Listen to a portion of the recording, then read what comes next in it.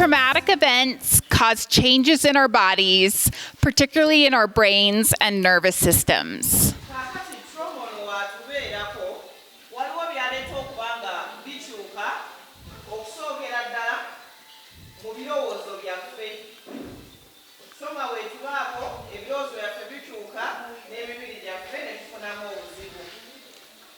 So for some people, the brain changes and the resulting trauma tend to go away over time.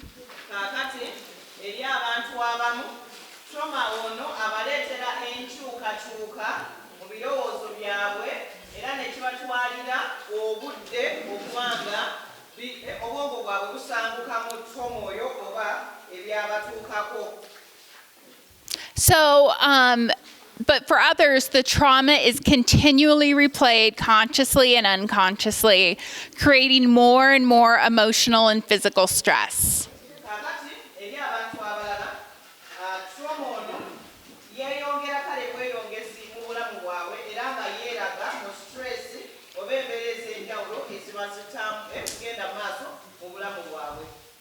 So when this happens, sometimes people can have something called PTSD or post-traumatic stress disorder.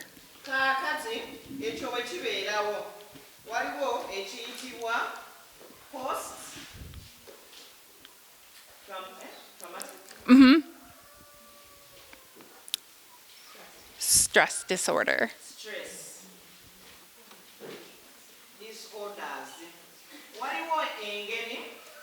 Omuntu wabanga afunye trauma mungi nnyo waliwo stress emujjira oba n'atandika okweyisa mu mbeera etali ya bulungi naye nga byonna bimujjira olwa trauma ono bwe yayitamu okuyiganizibwa okuvumibwa oba bamukuba oba bamukalasanya oba bamwogerera ebigambo oba spiritual abuse ebyo byonna waliwo kyebireeta ekiyitibwa post-traumatic stress disorders nga tobeera bulungi obulamu bw'obukyuka naye nga ebikireeta stress oyo wa trauma.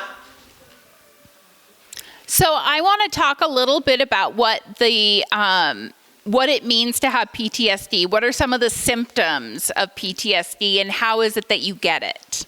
Kakati tugenda kubanga tulaba biki engeri gy'oweeyisaamu ng'olina PTSD yetugambye eno post-traumatic stress disorders oba weeyisa otya biki by'osobola okulabirako nti kirabika ninamu trauma oba stress olw'ebyo ebyali byantuukako oba ebyantuusibwako.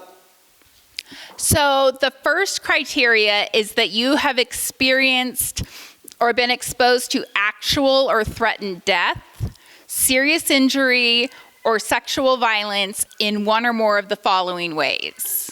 Kakati bino bikubaako nga oba watuuka mu trauma oba mu mbeera nga yali yakukabasanyizibwa oba n'ofuna okukubibwa okw'omubiri gwo oba ng'osanga bigambo ebyakwogerwako ne bireetera stress obulamu bwo. So this can be through directly experiencing the event. The event happened to you. Kakati kino kibaawo bwe kiba nti katugambe bwe kiba nti kwali kukabasanya nga yekwe gwe baakabasanya oba bwe kiba nti kukubibwa yekwe gwe baakuba oba bwe kiba nti kuvuma yekwe gwe baavuma ng'ofuna stress ono directly kubanga ebyo byakutuusibwako gwe ng'omuntu. So another way is by witnessing in person the events as it occurred. Era tufuna trauma ono obanga si ekosanga bwe baakabasanyako si ekosanga eyakubibwa naye nga waliwo n'olaba gwe bakuba n'olaba gwe bakwata n'olaba gwe baayisa obubi kakati naawe n'ofuna trauma eyo kiringanga bw'ogamba nti obadde otambula butambuzi n'osanga omuntu osanga ng'oli ali kutta munne newankubadde si ekwe bwe basse naye kifaananyi ekyo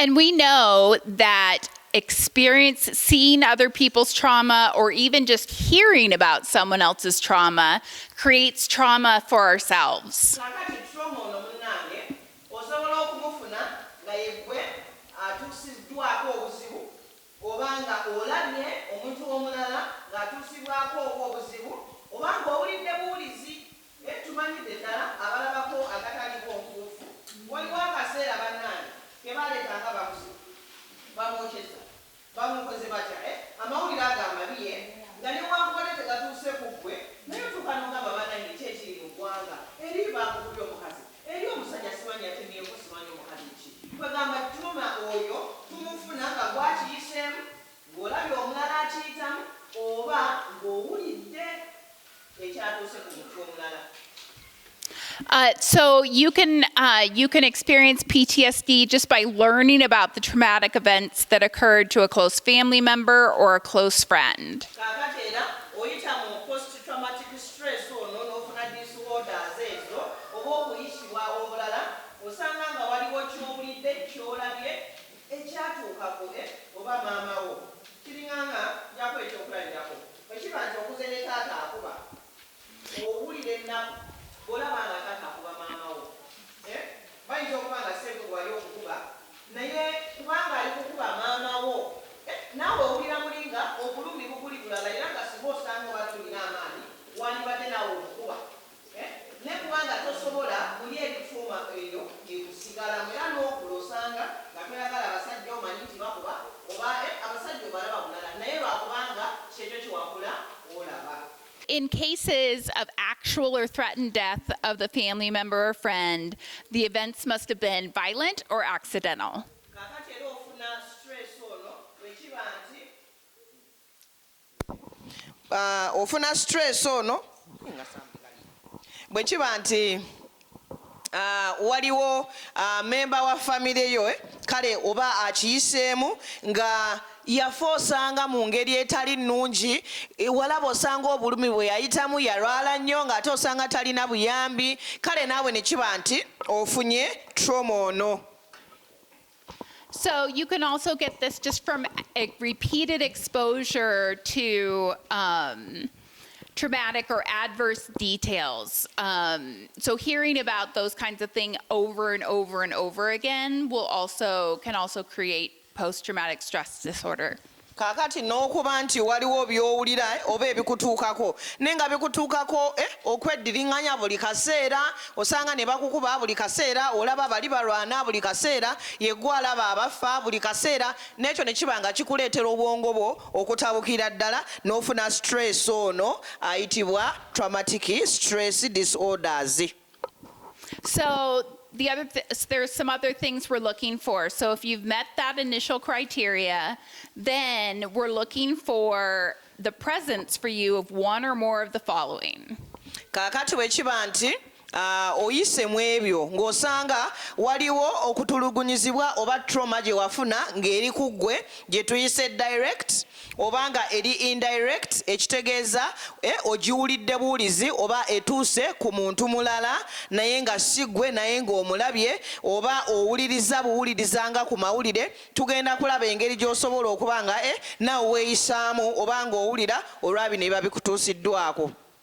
So we can have recurrent, involuntary, and intrusive distressing memories of the traumatic event. Kakati obwongo bwaffe buno kye bukola mu mbeera bw'etyo ng'olina bye walaba bye wawulira oba by'oyiseemu obwongo obugenda ne buba nga bukiddiŋŋana bukuleetera obufaananyi obwebyo bye wayitamu ebyakutuukako oba bye walaba oba bye wawulira osobola n'okuba nga oli weebase naye n'ogugumuka ng'ojjukira ekyo ekyakubaako oba n'ogugumuka ng'ojjukira kye walabye ku mawulire ekyo kiba kitegeeza nti waliwo disorder eno gy'ofunye oba stress naye ng'ereetebwa ekyo. This can also happen in dreams, these distressing memories. Kakati na bino ebiterekebwa mu birowoozo byaffe bitera okweyolesa mu birooto. We can also have what we call dissociative reactions. And this means that you become less connected to your body. Kakati bw'oba olina stress ono watuuka akaseera nga teweewulira omubiri gwe olinganga ali awo naye nga olinga awulira tobitegeera bulungi osanga n'ogamba nga ninga ateewulira emikono ndi bulungi ng'olinganga oluusi katugambe katuwa ekyokulabirako ekiyinza okwanguwa bateranga okugamba mbu bw'osanga simanyi omusezi enviiri zikuva ku ki ku mutwe kaakati ekyekango ndowooza kyekyaggisangako enviiri ku ki omutwe enviiri zikyaliko naye gwe owulira tezikyakola ki teziriiko n'oyagala okudduka osanga owulira amagulu tegakyasobola kola ki kudduka naye lwaki obwongo bwo bujjukidde osanga we yakugoba ng'otuuse awo oba be bakugamba kwegamba tusobola okubeera mu mbeera bwetyo nga omubiri ekitundutundu ku mubiri gwe tokiwulira olwekyo kyekyakutuusibwako abalala ku masomero kubanga babakuba mutuuka ne mugubya obubi naye mukuyita kugubya bubina nti oteekawo n'ogamba kale bankube sijja kubiwulira bankube naye lwaki trauma akujjudde muli eri kaakati n'omubiri gwo tegukyawulira ebitundu ebimu. So another form that a reaction can take is something called a flashback, and that's when you are actually re-experiencing the event. You're not aware of your surroundings and you're re-experiencing that event. Kakati akabonero akalala akalaga nti osanga okyali mu stress ono trauma ono omulinamwe okubya obufaananyi obwebyo ebyakutuukako oba bye walaba kwegamba kibanga ekikujjira ekimyaso mu bwongo bwe katugambe omuntu abanga bamukabasanya atuuka akaseera ne wabanga ali eka oba ng'atya oba wabanga waliwo omusajja amuli okumpi olw'entiisa erye alowooza nti buli musajja ajja kumukwata kakati aba atya buli kaseera bw'alaba omusajja akubya obufaananyi obwakiri ekyamutuukako so ne kiba nti trauma eyo stress eyo ekyajja olw'ekyo ekyamutuusibwako. Another criteria is avoiding things that remind you of the trauma. So that could be people, places, things. Kakati ekirala abantu abalina trauma eno ba stress eno gye bakola beewala nnyo abantu ebintu ebibajjukiza ekyo ekyabatuukako oba ekyabanyigiriza. Katugambe wagenda ewa jjajja mu kyalo n'akuvuma n'akukola atya bakanda kukugamba holiday etuuse gendako mu kyalo okyaleka ewa jjajja nti sijja kugenda naye gwamanya ekyaliyo yakuvuma nawe osanga n'akukola atya kakati toyagala kola ki kuddayo oba ogendanga ku dduuka mu kkubo eyo waliwo omusajja oba boya akuteega samuweya kyokka abazadde tebamanyi kaakati kubanga toyagala kuba ng'obijjukira weewala embeera eyo oba weewala abantu abo naako kabonero akalaga nti waliwo stress ono trauma oyo. So there can also, you might see in somebody a more negative mood or more negative thoughts. Ate eri abantu abalala oba be bayita abaakoowa kwegamba banekibeera obeera n'ekibeera oyogera bubi endowooza yombi wekuba kuvuma gwasinga okuvuma naye ng'ekikutawaanya trauma bye wayitamu bye biri okuleetera okweyisa mu ngeri bw'etyo so nolowooza nti omuntu osanga muyombi ayomba nnyo simanyi akola atya naye ng'ekimutawaanya stress trauma. So this could look like not being able to remember part of the traumatic event, persistent negative beliefs or expectations about themselves, distorted thoughts. So abantu abamu baba tebaagala kale kujjukira nga bwe tugambye ebyo ebyabatuukako ne babanga waliwo ebirowoozo ebikyamu ebijja mu bo ne beeyisa bulala naye nga byonna byonna biba bijja olwa trauma ono gwe tugambye. There can also be changes in the amount of dangerous or involuntary things that might come up. So that might be irritable behavior or angry outbursts with no idea why. Kakati ekirala kye tusobola okulabirako nti omuntu alina disorder eno oba kale stress nga waliwo ebintu byanguwa okumunyiza akuukako manguwa ya obadde tomusuubira kuboggokera akuboggolera n'ogamba ye kikyo naye ng'obuzibu bino byayiseemu bimuleetera okuba nga anyiiga mangu akaabuka mangu ayogera bulala. So it can also look like reckless or self-destructive behavior. Oluusi kyejjayo nga omuntu ng'alinga ng'alina empisa embi. Muyinza okubeera ku ssomero nga ne bano oba ono omwana yabaaki nga yeeyisa bulala yavuma ayogera agagamba mukola agagambo naye nga lwakubanga waliwo osanga ebyamutuukako nga bye bimuleetera okuba nga yeeyisa ki bw'atyo. Bino nno byonna tubyogera tusobole okufuna okumanya. Oluusi omuntu abanga yeeyisa nga bwe yeeyisa n'ekibeera ku masomero oba waka wonna omanye nti wabeerawo obuzibu, wabeerawo trauma ono yabaleetera okweyisa bw'atyo. Naye ekirungi bwe tunaamalira ojja kubanga otegedde engeri ki gy'osanga naawe gy'osobola okumuyamba oba okweyamba okuva mu trauma eyo. I'm curious, what do you think some examples are of reckless or self-destructive behavior? Kale tube nga tusooka mutubuulireko ngeri ki kale etali nnungi abantu gye basobola okweyisaamu naye nga beeyisa bwe batyo kubanga balina trauma. Baani be mulabyeko saawa eno kakati nga mugamba gundi nalabika yeeyisa bw'atyo kubanga alinamu trauma. Neeyisa ki ze tusobola okuwa eziraga nti omuntu alinamu obuzibu? Emikono waggulu mangu ddala. Abeeyisa batya be mulaba n'ogamba onalabika alinamu ka trauma? Ani agala okusooka okutuwa ansa? Wanika mukono n'otuweera wooli.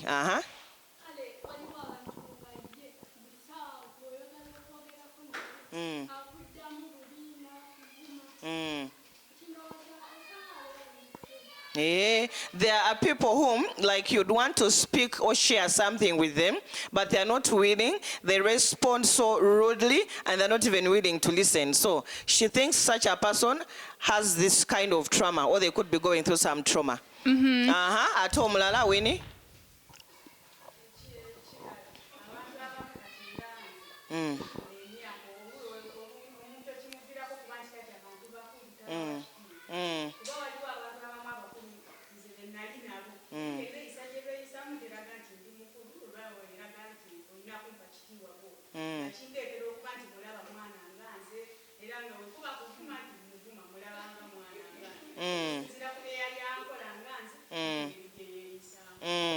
Like scenarios where someone does not have respect maybe for others and also for themselves when they behave in a way that is not appropriate to maybe their age. So usually for us she thinks that shows that they are traumatized. They are behaving the way they are behaving because of a trauma.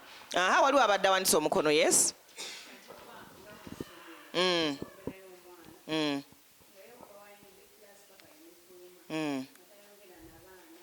Asirika busirise.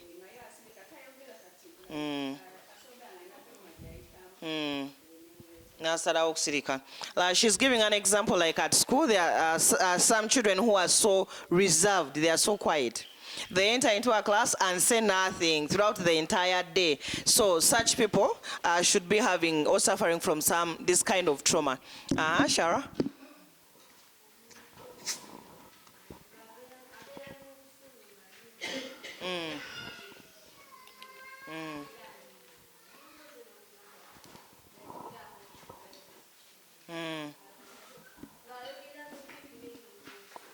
Okay, there are people also who are easily angered. They have anger, even, when you really see they shouldn't be angry, you can just be going, and asking something, but because they are traumatized, they are easily angered, and they have a lot of anger. So some of the other things Okay, just a minute. Maureen also had, should go last.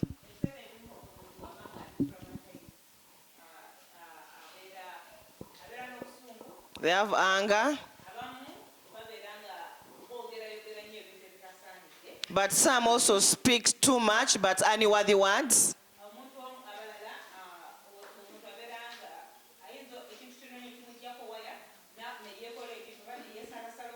Some go ahead and, harm themselves. They can even cut themselves with razor blades.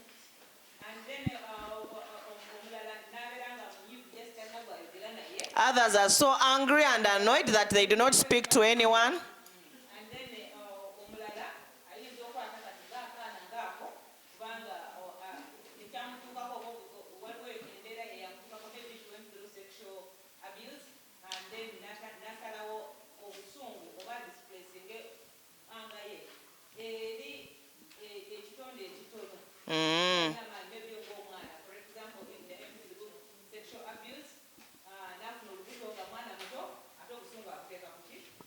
There are also cases where maybe a lady or a girl got pregnant, she was impregnated, and maybe, okay, sexually abused and gave birth to a child. So they venture all their anger on the child. Some other things we see is hypervigilance, which is being extra aware of everything that's around you. Kakati, ekirala ekiva mu trauma kyebayita hypervigilance. Kwegamba nga gwe oba obeera waggulu nnyo, obeera bulindaala buli kimu kyonna kyonna kiba kikukanga, buli kimu okyekengera, buli kimu okiraba bulala, naye ng'ekikuleetera ekyo olina trauma. So I don't know if you see yourself in any of these things, but these are things that you can look out for yourself and that you can watch for in your friends. Kakati bino byonna simanyi oba nga we tubyogera nga abamu ku ffe tubiyitamu, naye bwe kiba nti si gwe abiyitamu, bw'oba nga obirabe mukwano gwo oba mu muntu omulala, olina kumutegeera butegeezi na kumuyamba nti alina ki trauma. Tomusalira musango. Eno tugiyise hypervigilance. Kwegamba ng'omuntu yeekanga nnyo, yeetyemula, buli kimu akyekengera. Lwaki? Obyebyo bye yayitamu. So these are not logical hormonal systems that activate what our brains perceive as extreme danger. Kakati bino bibaawo nga emibiri gyaffe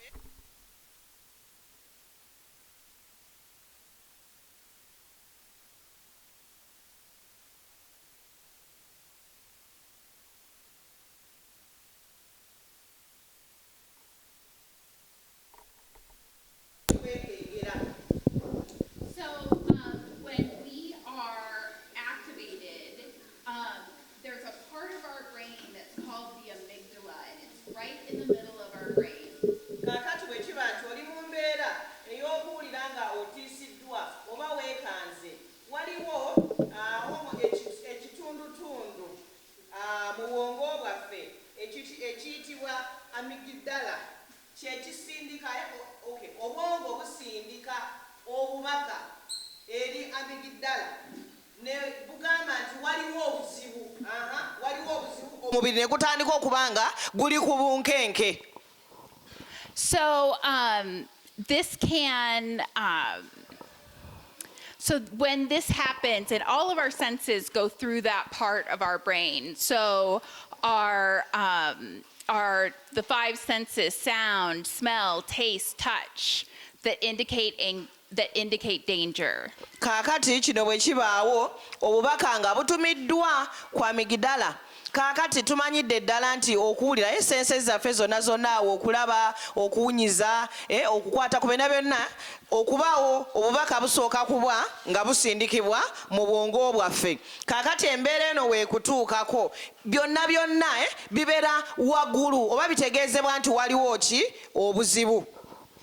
So some of the responses, this is an automatic response. It's the fight, flight, freeze, or another one called fawn. Kakati wano bw'obeera mu mbeera bw'etyo, obwongo obukugamba you have to fight, olina kulwana, olina kudduka, that is flee. I beg your pardon on another. Fight, flee. Define what? How you react when your brain tells you, there's danger. You either fight, you flee. You freeze, and then it's something called fawning, and I'll explain what that means. Okay. Katusooke tukozese bino. Obwongo bwo either bukugamba nti rwana, duka, oba n'owulira ng'olinganga atalina a freeze, basically osigala awe nga tolina ky'osobola kukola, obwongo ne bugatta. So our bodies take action to overcome a threat by fleeing or fighting. Kakati emibiri gyaffe mu butonde gyakolebwa nti bwe gitegeera nti waliwo obuzibu obugenda okugituukako, kye gikola omubiri gusalawo okulwana oba okudduka. Freezing is just what it sounds like. You feel paralyzed and you can't move. Kakati freezing nga bwe tugambye owulira nga asanyaladde neweekuba kudduka nga tosobola kudduka. Kitera ndowooza okuba omuntu oluusi wabanga akuguddeko kiyiifuyiifu bw'abanga osanga akukubye akoze atya ng'obadde togisuubidde tomanya kyakuzzaako tomanya ngeri gy'osobola kola ki kubanga okola. So awo kiba nti obwongo buba bugasse bwesibyewo. And fawning, which is actually a relatively new discovery in the scientific world, is having behavior that is appeasing or is going to help lessen the risk. Kakati embeera endala omubiri gwo gusobola okugamba kino nno kituuseewo waliwo obuzibu obujja naye ogenda kukola otya okukakkanya obuzibu buno oba obulumi. These responses are as automatic as your heart beating. Can you stop your heart from beating? Kakati bino byonna bye weeyisaamu nga waliwo omubiri gwo bye gugambye senses zo nti waliwo obuzibu bibeerawo mangu ddala ng'omutima gwo we gukuba tomanya nakumanya nti waya zigasse tomanya nakumanya katugambe okay osanze wali eri mu kabira nga waliwo tusanze oba mpologoma tewali akugamba kudduka gwe mwennyini odduka buddusi mangu ddala omubiri gufuna amaanyi n'odduka ne gwolowooza nti tamanyi kudduka akusookayo eri lwaki omubiri gutegeezeddwa nti waliwo obuzibu wano kola ki dduka. Naye ate kisobola era okubeera nti oli atuuse mu mbeera osanga eyamutuukako n'ajjukira oli we yamuyisa n'ajjukira bwe kyali ekizibu n'agattawo bugassi n'atasobola kulowooza n'atasobola kumanya kyakukola n'afreezinga. So when these things happen, there's a trigger, something called a trigger that happens that sets off this response. Kakati bino byonna bwe bibaawo waliwo kyoyinza ogamba oba nga remote oba ekiteekawo engeri gye weeyisaamu. So a trigger is something that you may or may not be aware of. Kakati ekyo ekisindika sigino oba ekikuleetera okweyisa mu ngeri gye weeyisaamu oyinza okuba nga tokimanyi na kukimanya. You might know what triggers you, but I promise you there are things that you don't know that osanga trigger you. waliwo by'oyinza okumanya nga ebijja okuleetera okweyisa mu ngeri bw'otyo naye ate bingi nnyo by'oba tomanyi.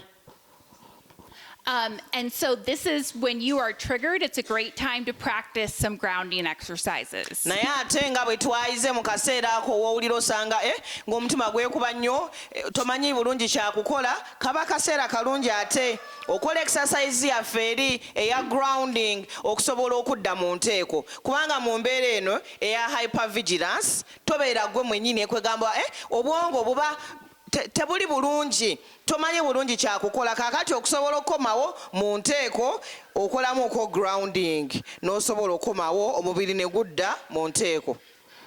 So normally the effects of being threatened go away over time. They go away pretty quickly, but sometimes the system, your body, stays elevated and the traumatic events do not return to their normal state. Kakati oluusi tuba nga tuyise mu mbeera ezitukanga tusobola kale okutwala akadde akatono ne twerabira obwongo waffe ne bwerabira naye ate obanga oyise mu trauma ow'amaanyi obwongo obwo tebusobola kumala gerabira kyakutuukako oba kye wayitamu ogira n'okijjukira kigira ne kikomawo. So what creates the most long-term damage is the overwhelming sense of danger, threat, and powerlessness, even if one has not actually been attacked or harmed. Kakati ekisinga okuleeta obuzibu eri omuntu yenna kwe kumanya nti sirina maanyi gasobola kulwana mu mbeera eno oba okujjukizibwa ebyo bye wayitamu ebyakuleetera okubeera ne trauma bwe buzibu obusobola okuba nga bukutuukako. So the first effect that we're going to talk about is called hyperarousal. Kakati effect endala gye tugenda okwogerako eyitibwa hyperarousal. Nga gwe obaako ebigolokoka munda mu gwe mangu nnyo. So hyperarousal means that you have heightened physical or mental responses, and this can look elevation, right? It's really activated.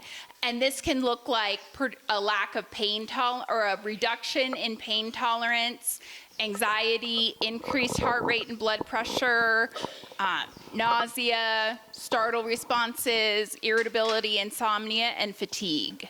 Kakati eno okuwulira nga omubiri gwo gulinga oyinza okiyitanga okukyamukirira naye kitera kujja nga waliwo ebikweraliikiriza waliwo omubiri gwo be gugamba nti osanga waliwo obuzibu naye tugenda kuba nga twekenneenya ngeri ki eno gye hyper arousal bwe yeeragamu mu bulamu bwaffe naye okusinga kijja nga waliwo kyotidde waliwo kyeweeraliikiridde kakati omutima gwo ne gutandika okuba nga gukuba mangu abamu mwe bafunira ne pressure.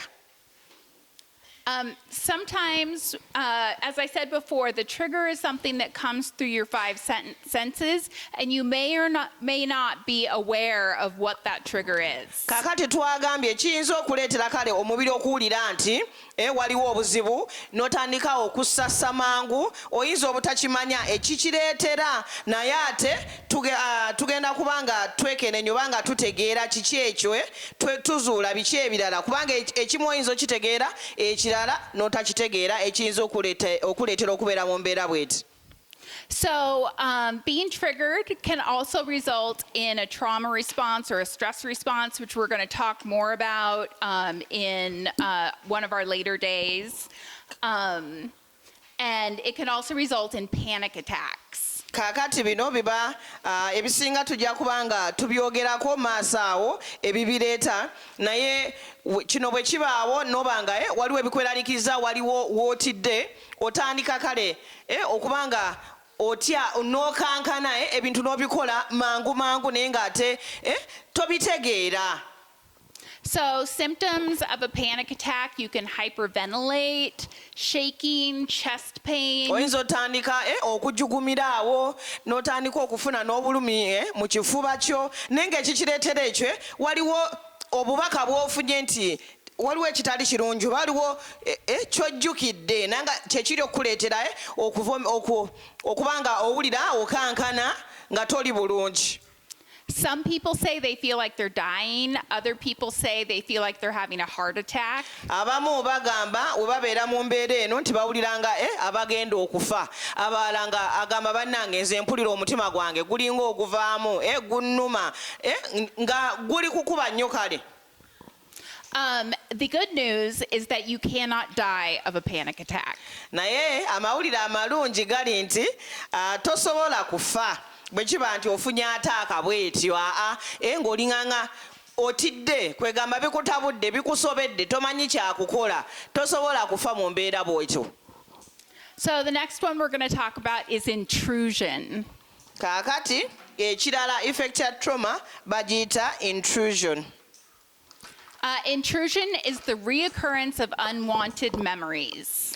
Era nga kino kiba nnyo ku kukuba ebifaananyi n'ojjukira ebyo ebyakubaako naye ate by'otaayagala. And this is different than a panic attack. Ate nga kino kyawukanamuko na kino wosobola okufuna gye bayita panic attack because of the hyperarousal. So these memories can be, it's very different than a flashback. So a flashback, you're re-experiencing the event, and with intrusive thoughts, it's going over and over and over in your head, and you can't pick other thoughts. Kino kirimu enjawulo kukuba nti waliwo ebifaananyi just byofuna omulundi ogumu naye wetubanga olina effect eno eya trauma bino ebyakubaako ebifaananyi bikomawo nga buli kaseera nobanga okirowoozaako okifumiitirizaako akadde akawera. So the next effect of abuse is emotional numbing. Naye ate eriyo ne effect eno endala oba byolaga nti olina trauma bagiyita emotional numbing. Kaakati waneeno kyoyinza okuyita gwe waggalawo bwe kuba kukoowa wakooyera ddala obiraba bulabi osirika ennaku yo ogamba nti gwagimanyi abalala tebalina nambo. So what this means, emotional numbing, is that subconsciously people shut down inside and they don't feel any emotions. They don't feel happy and they don't feel sad.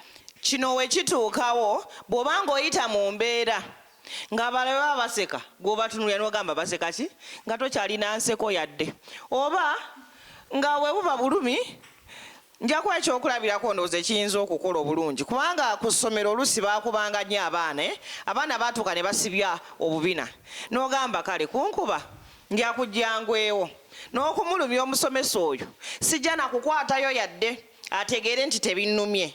So siba akabinako muli eri kibenga otise towulira bulumye naye nga muli eri kye bayita emotional numbing.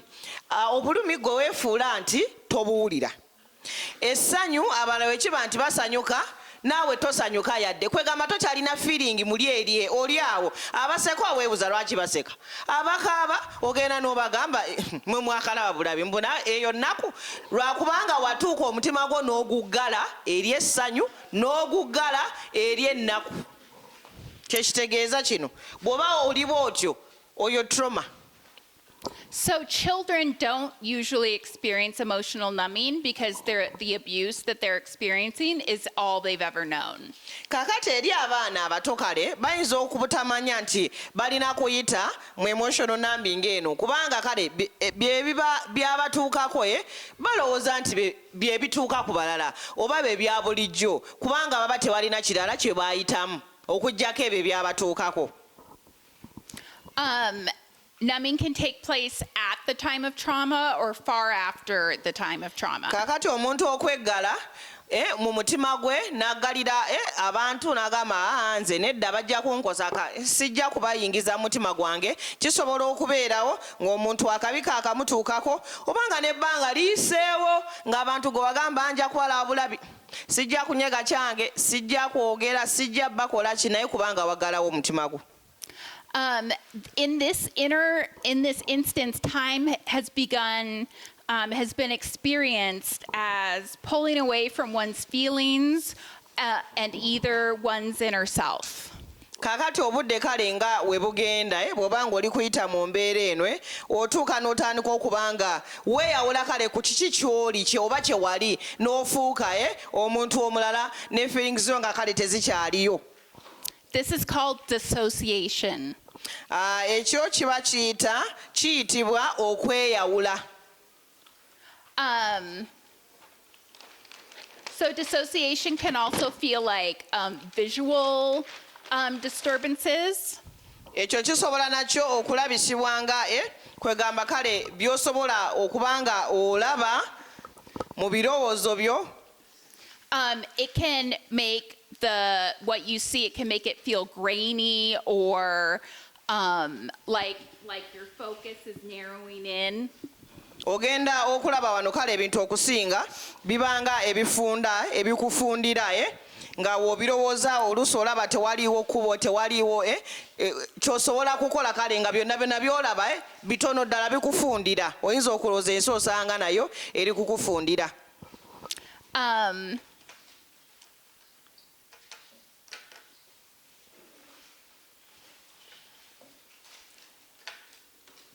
So some events are so traumatic that the ability to remember them is impaired.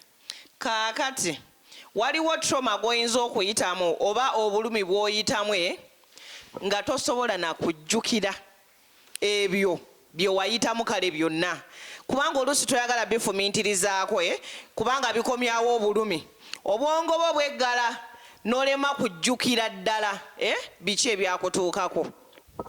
So traumatic memories can change over time or they can become fragmented and seemingly inconsistent. Kakati trauma ono wabanga abaddewo akabanga asobola okuba nti abeerawo akaseera katono oba n'abeererawo ddala naye byonna byonna biba bikyusa endowooza yaffe era n'endaba y'ebintu. So I used to work with sexual assault survivors. Nze nno nali nkola n'abantu abaali bakabasanyiziddwako. And one of my jobs was when a survivor was assaulted and they wanted to go to the hospital, I would come with them and make sure that they were taken care of and knew what was going to happen. Era omulimu gwange ogumu gwali nti kubamu ku bana be nali nkola nabo abaali bakabasanyiziddwa nga nina ogenda naye mu ddwaliro era ne nkakasa nti afuna obuyambi. So when one of the other things I did was interact with the law enforcement that had come to investigate. Era ekirala kye nali nkola kwe kukwasaganya n'abakwatisa amateeka okubanga bategeera kiki kyennyini kale ekyali kibatuuseeko. And I would sit in on the law enforcement interview. Era nali nga ntuulanga mu kubuuza ebibuuzo kale bano abaali bakwasisa amateeka kwe baali balina okukola eri omuntu ono yali ayisiddwa mu mbeera eyo. And her story started in the beginning. It started in the middle. Bateranga okunyumya naye nga batandikira wakati ow'ebyo ebyali byabatuukako. And then she jumped to the beginning. Atandikira wakati n'alyoka atanyumya ebyasooka. And then she talked about the end. Olwo kaakati ate n'agenda eri ku nkomerero gye byaggweera. And the police officer didn't want to believe her because her story didn't really make a lot of sense. Kaakati olwo omusirikale gwe yali abigamba ndowooza n'atabirabamu sensi n'agamba ye ate ono aŋŋamba atandikidde wakati olumaze n'addayo ku ntandikwa ate n'agenda eri gye bikomekkereza kwegamba yali tasobola nakubanga amukkiriza kubanga ye tebyamukolera makulu. She had forgotten big chunks of what had happened to her. Era waliwo bingi bye yali yeerabidde ebyo byali byamutuusibwako.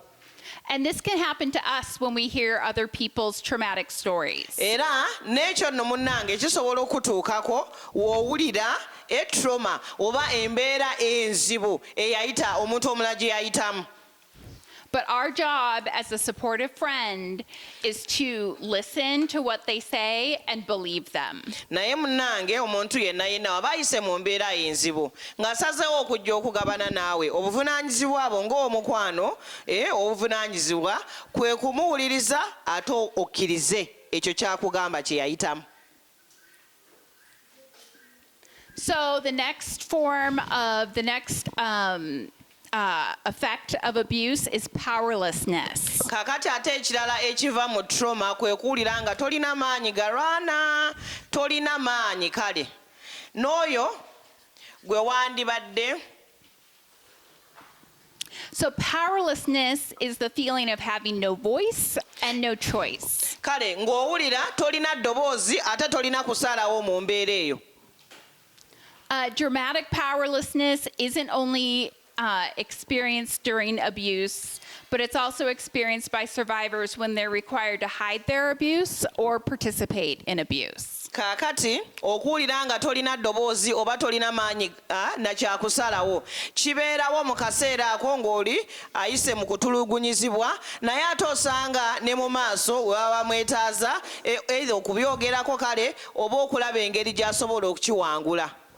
So these are the main effects of abuse. Kale bino bye twogeddeko bye biva mu kale trauma oba abuse. Bw'obanga bino byonna bye twogeddeko waliwo ky'owulira nti kikuliko naawe kitegeeza nti waliwo obuzibu naye tuzze okubanga tutegeera obuzibu we buli trauma waali ate tusobole okufuna okuwonyezebwa. So trauma or the effects of abuse and trauma responses show up differently in every single person. Kaakati nno bino byeraga mu ngeri ya njawulo mu bantu ab'enjawulo. And so what's happening is these can sound like really scary things, but what's happening is you're having a very normal response to a very abnormal situation. Kaakati ekiriwo oba ekibeerawo kiba nti engeri gye weeyisaamu eri bino ebyakutuukako osanga watuuka n'omanyirira weeyisanga mu ngeri ya bulijjo naye ate ku mbeera enzibu ennyo eyakutuukako oba kye wayitamu. So the next thing I want to talk about kakati ekiddirira kyenjagala tube nga tugabanako ffenna wamu. The next thing I'd like to talk about is shame and guilt and what the difference is. Kyekiswalo n'okuwulira nga gukusinga, naye ate tugenda kuba nga tutegeera enjawulo eya shame, ekiswalo and guilt, okuwulira nga gukusinga olwa trauma oba ebyo bye wayitamu oba abuse gye wayitamu. Waliwo ebireetera ekiswalo naye ebirala ne bireeta okuwulira nga gukusinga.